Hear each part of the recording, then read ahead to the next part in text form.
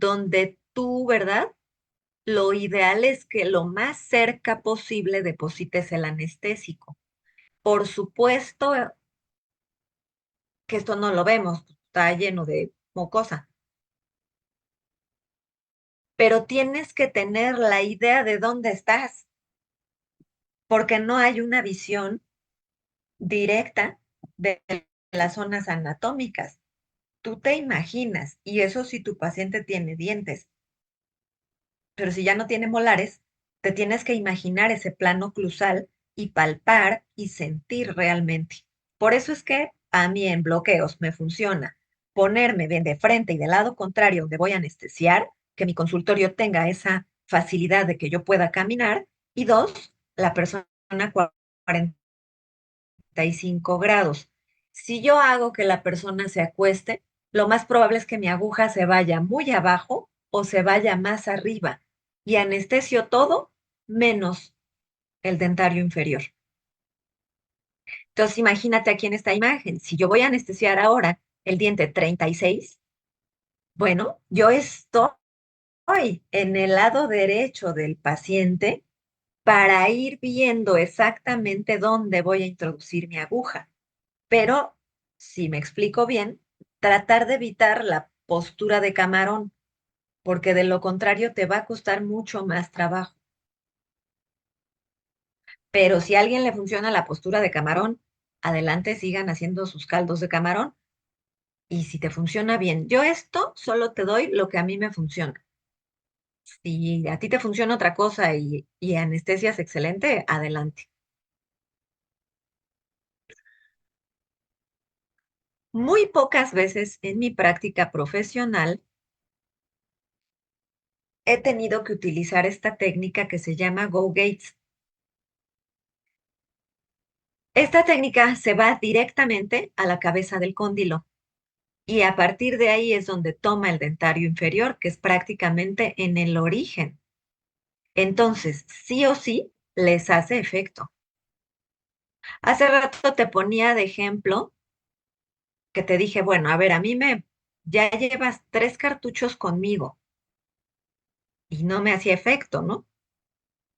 Y ya vas a llegar a mi dosis máxima.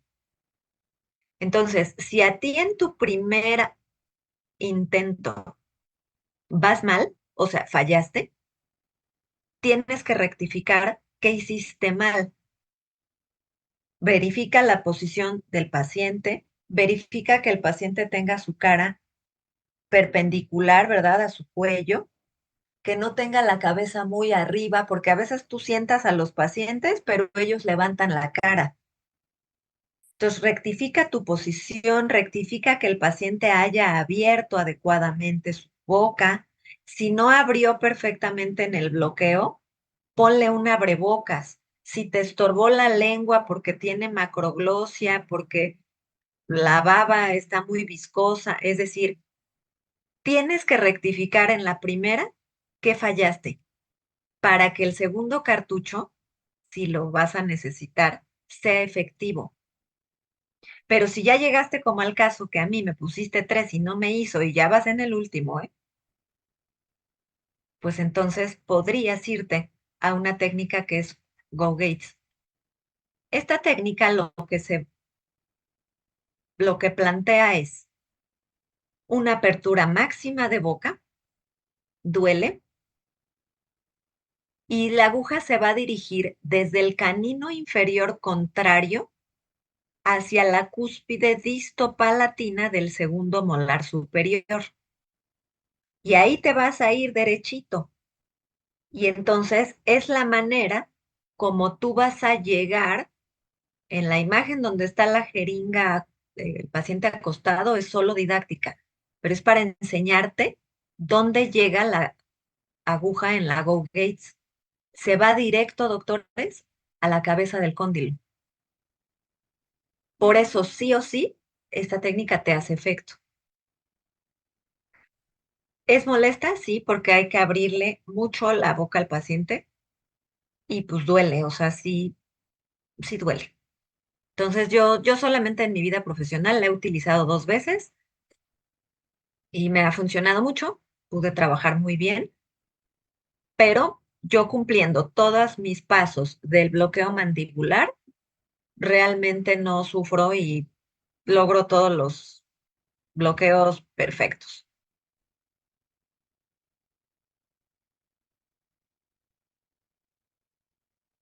Ahora, anestesia intrapulpar. Yo te pedí que tengas lidocaína con vaso y sin vasoconstrictor, de acuerdo a tus condiciones sistémicas del paciente, etcétera.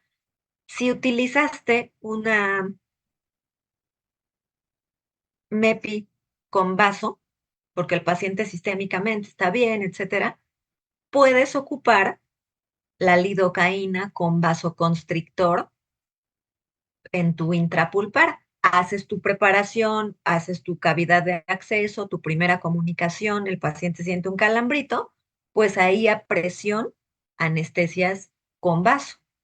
Pero si a tu paciente por condiciones sistémicas tuviste que utilizar mepivacaína sin vasoconstrictor, por ende, la anestesia intrapulpar también va sin vasoconstrictor.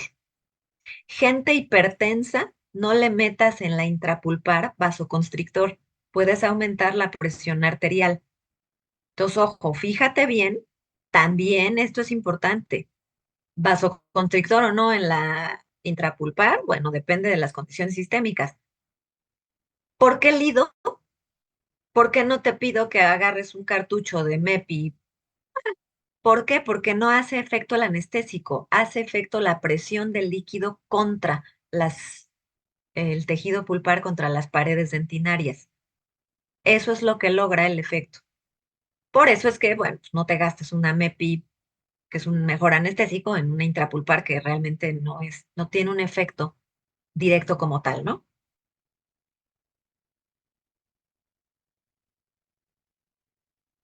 Si está bien anestesiado tu paciente, pocas veces necesitas anestesia intrapulpar. En realidad, depende del proceso inflamatorio, en qué fase vaya, pero bueno, cuando es necesaria, pues sí se coloca en la entrada de cada conducto, aspiras muy bien y obviamente pues tu paciente ya está aislado. Ahora, hay una técnica que también es complementaria, que yo la utilizo muy poquito, que es la anestesia intraligamentaria. Esta anestesia, al igual que la intrapulpar, que bueno, haces la penetración a la cámara y anestesias a presión, esta anestesia también se hace a presión, pero en la zona del ligamento, ya sea por mesial y por distal.